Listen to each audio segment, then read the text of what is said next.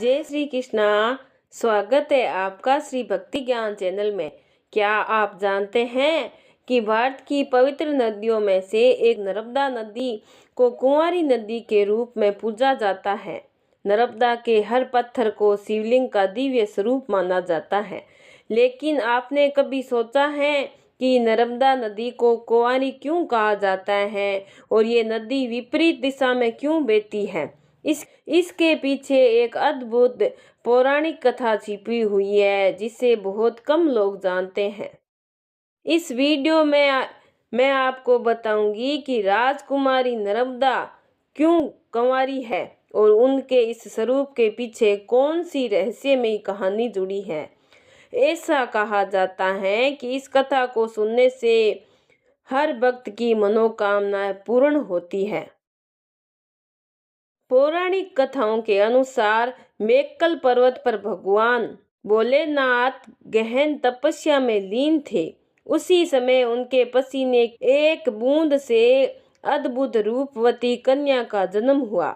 भोलेनाथ को तपस्या में मगन देखकर वह कन्या भी उनके समक्ष बैठकर तपस्या करने लगी। जब महादेव की तपस्या पूरी हुई और उनका ध्यान टूटा तो उन्होंने अपने सामने उस कन्या को तपस्या करते हुए देखा। इस दृश्य ने महादेव के हृदय को प्रसन्नता से भर दिया। भगवान भोलेनाथ ने प्रसन्न होकर उस कन्या का तुरंत नामकरण किया और कहा, हे पुत्री, आज से तुम नर्मदा के नाम से विख्यात होगी, जिसका अर्थ है सभी को सुख देने वाली। तुम्हारी तपस्या ने मुझे अत्यंत संतुष्ट किया है, इसीलिए मैं तुम्हें अमृता का वरदान देना चाहता हूँ। संसार में चाहे कोई भी प्रलय क्यों ना आ जाए, तुम्हारा कभी नाश नहीं होगा। तुम्हारा नाम सदैव एक पापनाशनी नदी के रूप में लिया जाएगा। तुम्हारे तट पर मिलने वाला पत्थर उसे नर्मदेश्वर शिवलिंग कहा जाएगा। वह बिना प्राण प्रतिष्ठा के पूजनीय होगा। तुम्हारे तटों पर शिव, पार्वती और सभी देवताओं का वास होगा। इसके साथ ही तुम्हें संसार की ऐसी एकमात्र नदी होगी जिसकी परिक्रमा करने का विशेष महत्व होगा। मगरमच्छ, जिसे जल का सबसे शक्तिशाली जीव माना जाता है, वह तुम्हारी सवारी होगा। जिस पर्वत पर भगवान भोलेनाथ ने माता नर्मदा का अवतरण किया, वह अवस्था में राजा मखुरी नर्मदा के लिए एक योग्य वर तलाशने का निश्चय किया। अपनी अलौकिक कन्या के लिए उन्होंने ये शर्त रखी, जो भी राजकुमार दुर्लभ गुलाब कांवली का फूल लाकर उनके समक्ष प्रस्तुत करेगा, वही नर्मदा से विवाह करने का अधिकारी होगा। ये शर्त अत्यंत कठिन थी, जिसे कई राजा महाराजा प्रयास करने के बावजूद पूरा नहीं कर सके। समय बीतता रहा और इसी बीच राजकुमार सोनभद्र ने अपनी अद्वितीय वीरता और साहस का परिचय देते हुए कांवली का दुर्लभ फूल प्राप्त किया और राजा मखलेन अत्यंत प्रसन्न हुए और उन्होंने राजकुमारी नर्मदा का विवाह सोनभद्र से करने की सहमति दे दी। ये शुभ समाचार पूरे राज्य में फैल गया और हर्ष और उल्लास का माहौल छा गया। राजकुमारी नर्मदा ने अब तक राजकुमार सोनभद्र को देखा नहीं था, लेकिन अपने पिता राजा मखलेन की प्रशंसा सुनकर उनके मन में राजकुमार से मिलने की तीव्र इच्छा जाग उठी। राजकुमारी नर्मदा ने अपनी दासी जोहिला को बुलाकर कहा, हे जोहिला, मेरे विवाह में अब अधिक समय शेष नहीं है, लेकिन मैं राजकुमार सोनभद्र से कुछ बातें करना चाहती हूँ। मेरा संदेश उन्हें पहुँचाना आवश्यक है और मेरी आज्ञा है कि तुम इस संदेश लेकर उनके पास जाओ।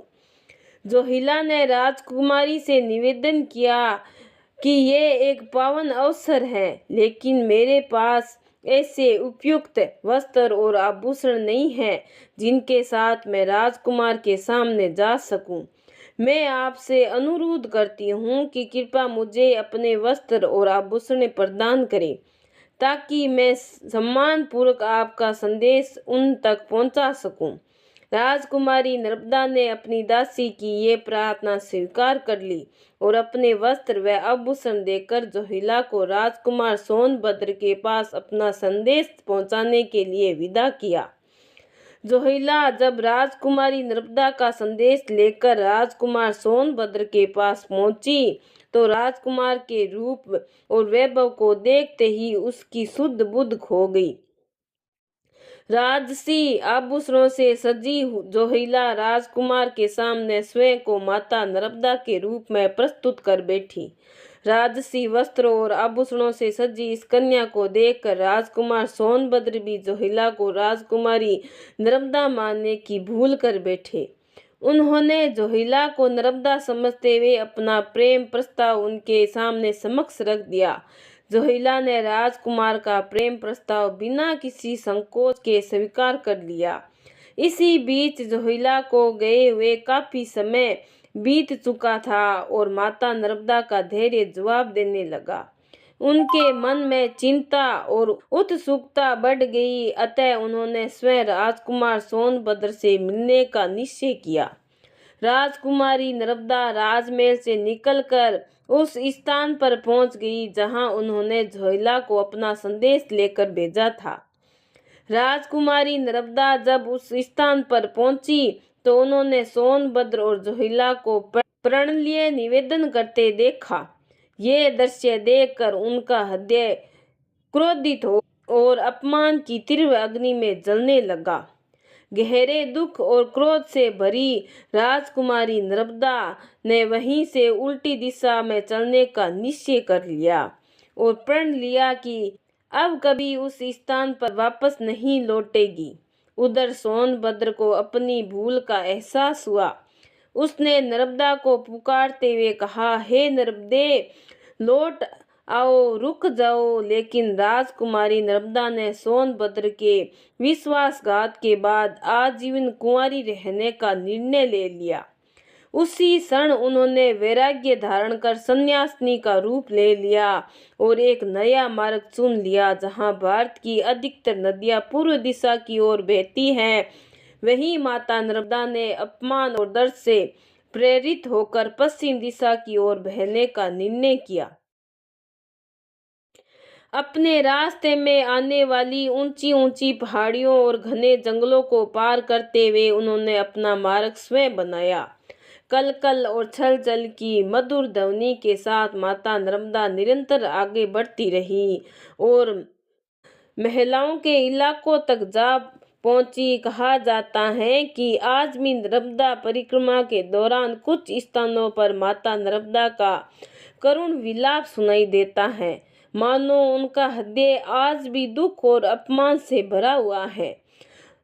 जहां भारत की अधिकांश नदियां बंगाल की खाड़ी में जाकर मिलती हैं, वहीं माता नर्मदा ने अपनी यात्रा का मार्ग बदल लिया। उन्होंने बंगाल सागर की ओर जाने के बजाय अरब सागर रुख किया और वहीं जाकर समा गई।